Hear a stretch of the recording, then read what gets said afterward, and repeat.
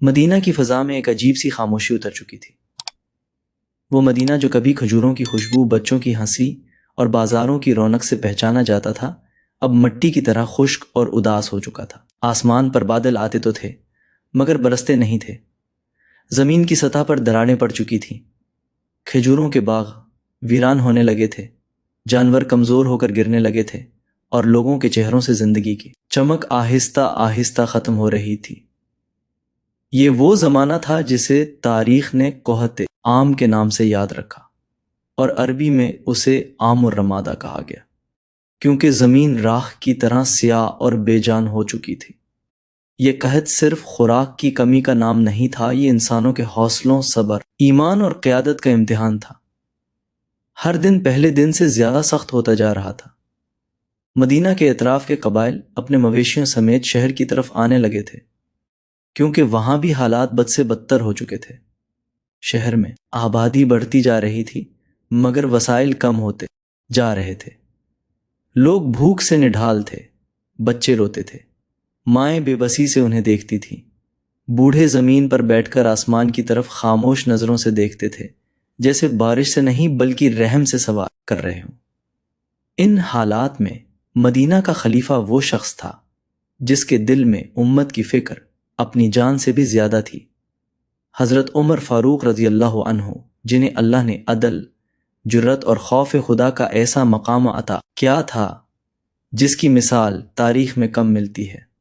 وہ محلات میں بیٹھ کر حکومت نہیں کرتے تھے، نہ ہی نرم بستروں پر لیٹ کر فیصلے کرتے تھے۔ ان کا دل ہر اس دل کے ساتھ دھڑکتا تھا جو بھوک سے کانپ رہا تھا۔ جب قحط کی شدت بڑھنے لگی تو حضرت عمر رضی اللہ عنہ نے سب سے پہلا فیصلہ یہ کیا کہ وہ خود کسی ایسی چیز کو ہاتھ نہیں لگائیں گے جو عام آدمی کی پہنچ سے باہر ہو۔ انہوں نے گھی، گوشت اور دودھ کو اپنے لیے حرام کر لیا۔ ان کا کھانا صرف روٹی اور زیتون کے تیل تک محدود ہو گیا، وہ بھی اتنا کم جسم کمزور ہونے لگا۔ روایات میں آتا ہے کہ ان کے پیٹ سے بھوک کے مارے آوازیں آتی تھیں، مگر وہ کہتے تھے کہ عمر کیسے سیر ہو سکتا ہے جب رعایا بھوکی ہو۔ ان کے چہرے کا رنگ بدل گیا تھا، پہلے جو چہرہ سرخی مائل تھا اب زردی اور سیاہی کی طرف مائل ہو چکا تھا۔ لوگ کہتے تھے کہ ہم نے عمر کو اس حال میں کبھی نہیں دیکھا، مگر حضرت عمر رضی اللہ عنہ کے دل میں صرف ایک ہی فکر تھی کہ اللہ کے سامنے وہ اس امت کے بارے میں کیا جواب دیں گے۔ راتیں ان کے لیے سب سے زیادہ کٹھن ہوتی۔ جب لوگ بھوک سے تھک کر سو جاتے یا سونے کی کوشش کرتے، عمر رضی اللہ عنہ مدینہ کی گلیوں میں نکل آتے، کبھی اکیلے، کبھی حضرت عبد الرحمن بن عوف یا حضرت اسلم رضی اللہ عنہ کے ساتھ۔ وہ دروازوں کے پاس رکھتے، بچوں کے رونے کی آواز سنتے، اندر کی باتیں سنتے اور دل ہی دل میں کانپ جاتے۔ کہیں کوئی ماں اپنے بچوں کو بہلانے کے لیے خالی ہانڈی چولہے پر رکھے بیٹھی ہوتی، کہیں کوئی بوڑھا بھوک سے بے حال ہوتا۔ ایک رات انہوں نے ایک عورت کی آواز سنی جو اپنے بچوں کو چپ کرا رہی تھی۔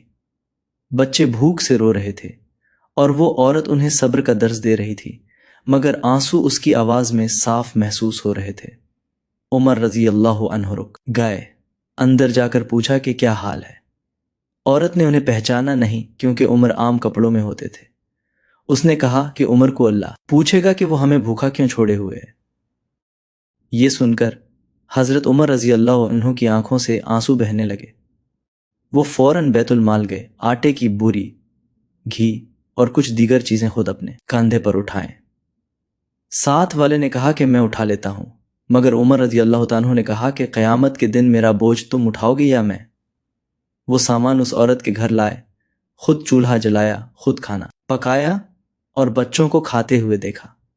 جب بچوں کے چہروں پر مسکراہٹ آئی تو عمر رضی اللہ عنہ کا دل کچھ مطمئن ہوا، مگر آنکھوں سے آنسو پھر بھی جاری رہے۔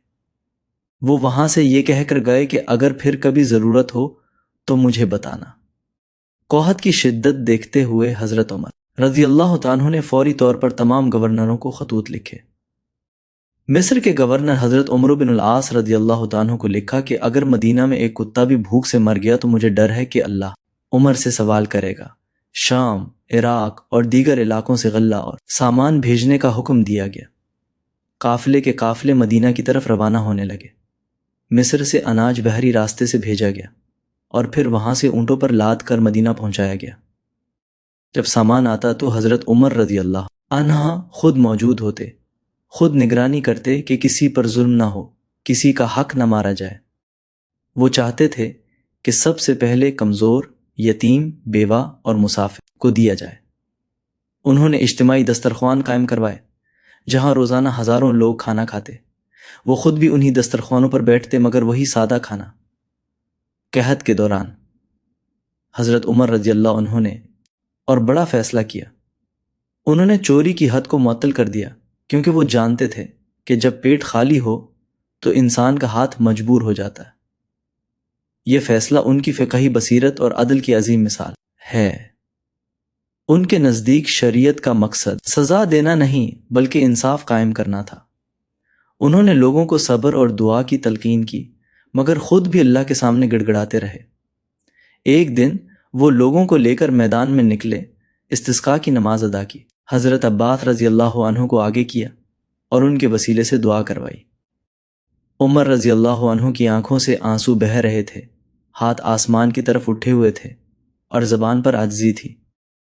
وہ کہتے تھے کہ اے اللہ، ہم اپنے نبی کے وسیلے سے بارش مانگتے تھے، اب ان کے چچا کے وسیلے سے مانگتے ہیں، ہمیں محروم نہ فرما۔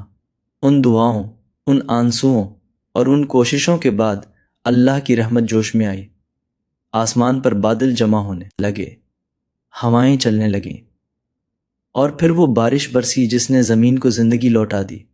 لوگ سجدے میں گر گئے، آنسو خوشی میں بدل گئے، جانور چراگاہوں کی طرف لوٹنے لگے، فصلیں اگنے لگیں اور مدینہ کی فضا دوبارہ سانس لینے لگی۔ مگر حضرت عمر رضی اللہ عنہ نے اس وقت بھی سکون کا سانس نہیں لیا جب تک وہ خود مطمئن نہ ہو گئے کہ واقعی عہد ختم ہو چکا ہے۔ انہوں نے تب جا کر گھی اور گوشت کو ہاتھ لگایا جب عام آدمی کو وہ آسانی سے ملنے لگا۔ یہ قحط صرف ایک قدرتی آفت نہیں تھا، یہ ایک زندہ مثال تھا کہ ایک حکمران کیسا ہونا چاہیے، جو اپنے لیے وہی پسند کرے، جو اپنی رعایا کے لیے پسند کرتا ہے، جو مشکل وقت میں آگے بڑھ کر بوجھ اٹھائے، نہ کہ پیچھے ہٹ جائے۔ عام الرمادہ کا واقعہ ہمیں یہ سکھاتا ہے کہ قیادت تخت اور تاج کا نام نہیں بلکہ ذمہ داری اور جواب دہی کا نام ہے۔ حضرت عمر فاروق رضی اللہ عنہ نے اس قحط میں صرف حکومت نہیں کی بلکہ باپ کی طرح امت کی پرورش کی، ماں کی طرح آنسو بہائے اور بندے کی طرح اللہ کے سامنے جھکے۔ یہی وجہ ہے کہ آج بھی جب عدل، قربانی اور خوف خدا کی بات ہوتی ہے تو عمر کا نام خود بخود زبان پر آ جاتا ہے۔